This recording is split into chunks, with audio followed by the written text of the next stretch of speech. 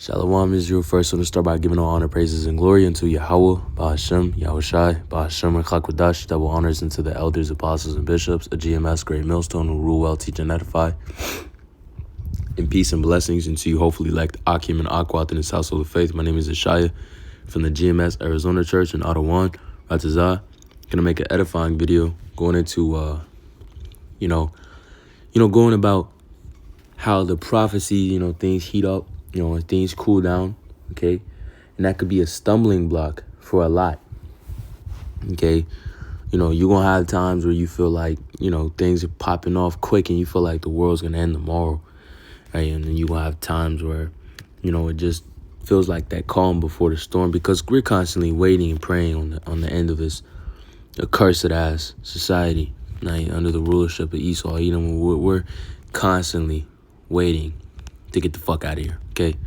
So it never feels like nothing is happening, right? It always feels like something is happening through the spirit, but things could be a little more, slow at times, In 1 Thessalonians, the 5th chapter, the 5th verse says, "But at the times and the seasons, brethren, you have no need that I write unto you, for you yourselves know perfectly that the day of the Lord so cometh as a thief in the night." And that's going to be the nature of when the Lord comes, as a thief in the night. Right? It's not going to be, like so obvious. Right? You have to have the eye to see. Okay? You got to be those servants that were found doing as the scriptures tell you. Okay? Not the servants that were found, sleeping. Right? Bullshitting. Okay? And that's what a lot of fucking people get into, man.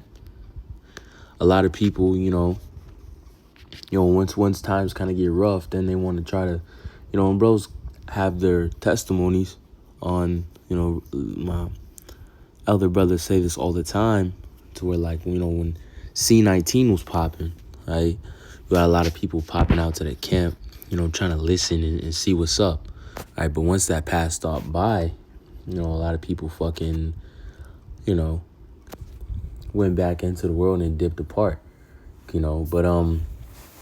Ezra 9:1, it says, "He answered me and then and said, measure thou the time diligently in itself." And measuring the time diligently understands, even when the things might seem slow, to the naked eye, to the unlearned, it seems slow. But really, it's just Esau, and ultimately the Lord,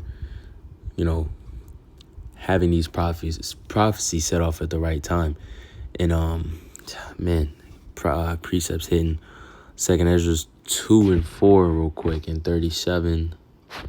Where's the number 37? There we are. It says, "By measure hath he measured the times, and by number hath he numbered the time. He doth not move nor stir them up until the set measure be fulfilled." So the Lord it's on the Lord's timing, okay? It's not on the timing of man, okay? You can't sit there and think like, oh, man, like, nothing's happening. No, the Lord got stuff happening, all right? There's a whole spiritual realm that we, with our little eyes, can't even fucking see. Okay, there's a lot of principalities and things that are going on that we can't even behold. A lot of things that we don't know that are happening that the Lord is doing. So the bottom line, you have to have faith, day in, day out, all in this work that we do. This is not something that you do one day or 2 weeks in a row and then you give it up like the gym. Okay, you do this because this is you, this is your life, this is your nature.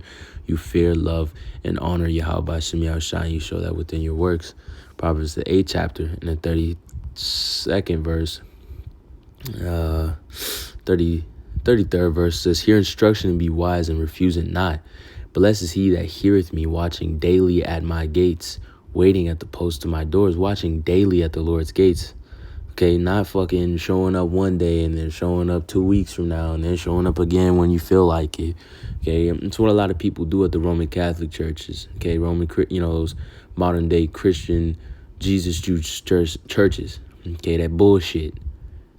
Right, they show up whenever they feel like it, things is getting hot, or they show up whenever they feel like they need, some of that spirit in their life. And then once everything gets all patched up, they go back to doing the same fuckery. Okay, you come into this truth, man, it's like blood in, blood out. You vow a vow. Once you come into this truth, you no longer live for yourself. Right? You come into this truth, you come to the understanding that this isn't about your life. Your life is meaningless.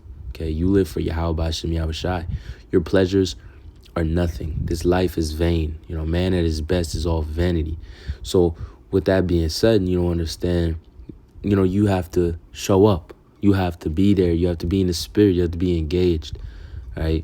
Even when times feel slow to the untrained, right? To the unlearned. Okay, you got to keep on pushing forward, full steam ahead.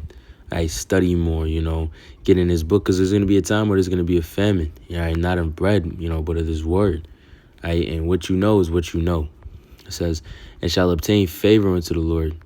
How? But he that sinneth against me wrongeth his own soul. All they that hate me love death. And that's going to be the reward to all those that are in that lukewarm spirit. Matter of fact, before we get into these other two, Revelations 3:16, and that reads, says, so then, because thou art lukewarm, neither hot nor cold, I will spew thee out of my mouth. Okay, so, actually, I'm going to read up a little on that. It says, I know thy works, that thou art neither cold nor hot.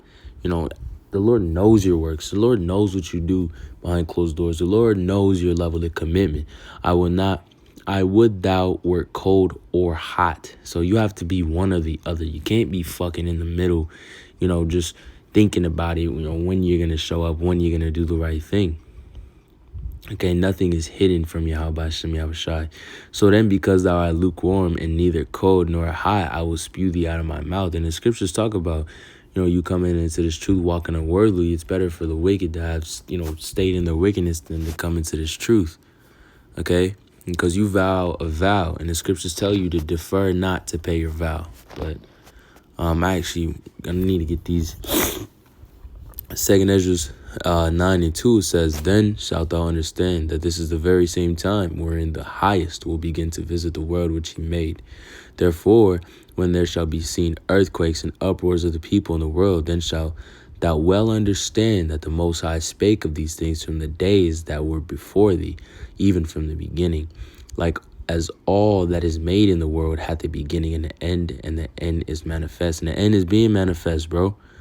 You can see all the things that's going on in the earth, right? Earthquakes, uproars. You see all that bullshit, wars and rumors of wars going into Matthew, the 24th chapter.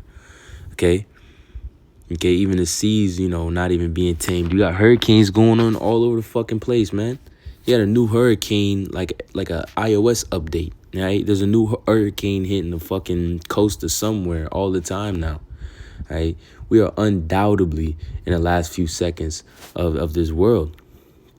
Okay, of this management, under this wicked world, right? So Esau is the end and Jacob is beginning that followeth, okay? But 1 Thessalonians 5 and verse 2 says, for yourselves know perfectly that the day of the Lord so cometh as a thief in the night. So when they shall say peace and safety, then sudden destruction shall come upon them as travail upon a woman with child, and they shall not escape. But ye, brethren, are not in darkness, that the day should overtake you as a thief. Ye are all the children of light and the children of the day, which are not of the night nor of darkness. So you're able to see. You're able to have that understanding. You're the children of light. Contrary to light is that darkness which the world is stuck in, right? Being the fact that these people think peace and safety. The scriptures talk about in Psalms, their inward thought is that their houses shall continue forever. And that's chiefly talking about Esau, Edom, with his proud enterprise, but even the fucking people underneath him, even these 2/3 motherfuckers, man, they think they're gonna be sitting there 2/3 and around for the rest of eternity, just fucking around here in Babylon, right? Generational wealth niggas.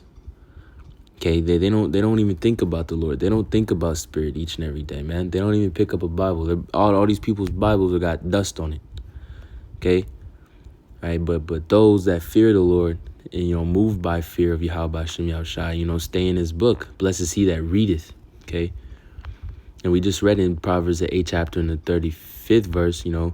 34th verse, it says, he that watches daily at my gates. We show up, through the spirit and power of the Lord daily, and we pray that we continue in with that beautiful work, right? Because this is a labor of love, and the scriptures talk about, I will forget not thy labor of love.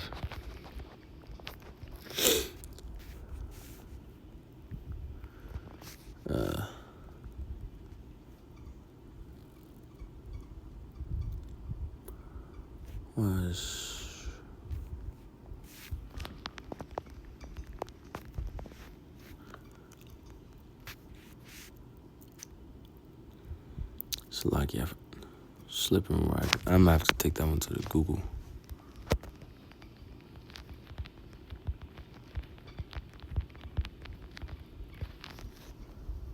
Hebrews 6 and 10. Salakia.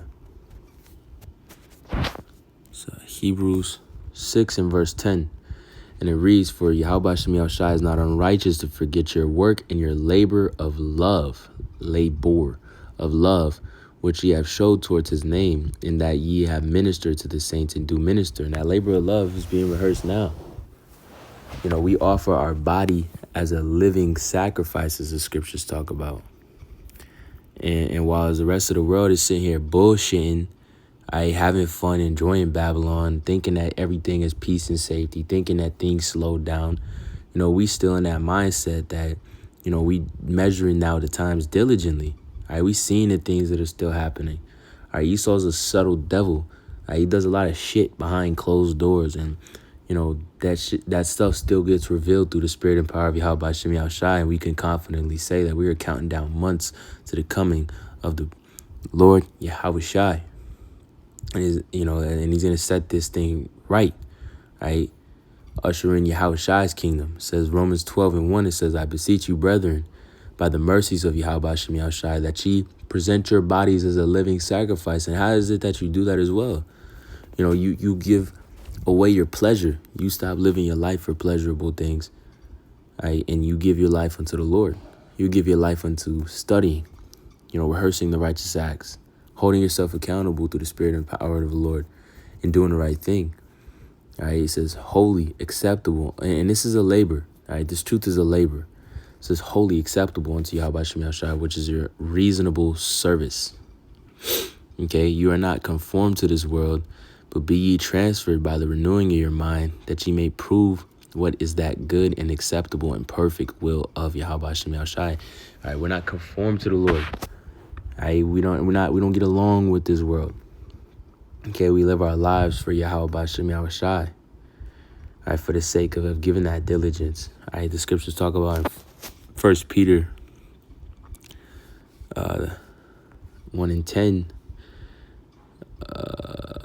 Salakia, 2 Peter 1 and 10. It says, wherefore the rather, brethren, give diligence to make your calling and election sure. For if you do these things, you shall never fail. And the scriptures tell you, to talk about to buy this truth. What do you do? You buy it with your time. The scriptures talk about the opportunity of a learned man is given by leisure.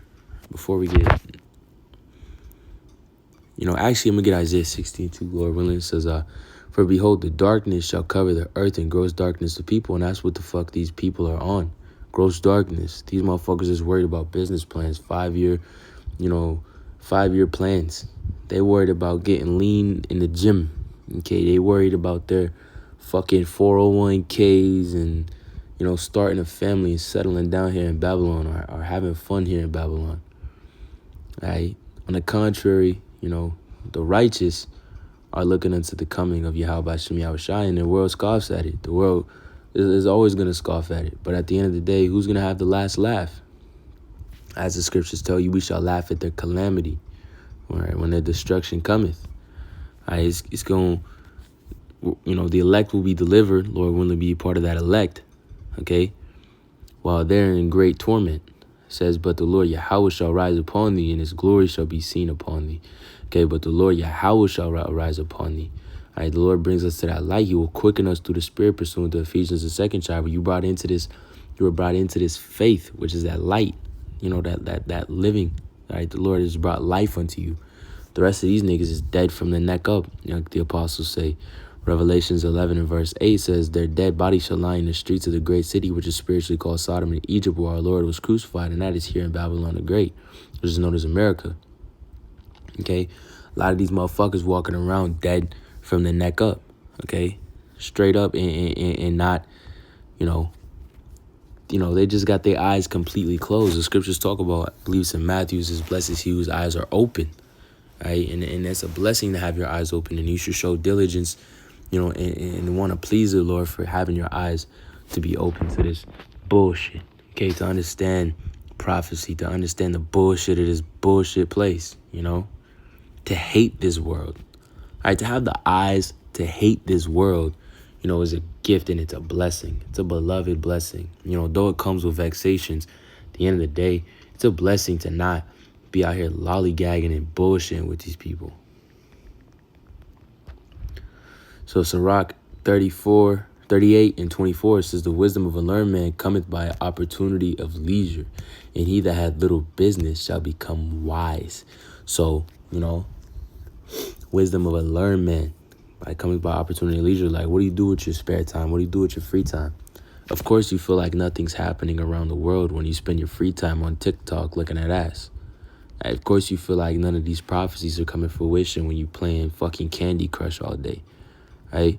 Or, of course, you feel like nothing's happening, when you just focused on the daily dues and not focusing on giving diligence, on measuring the prophecies, understanding the times that we're in, okay?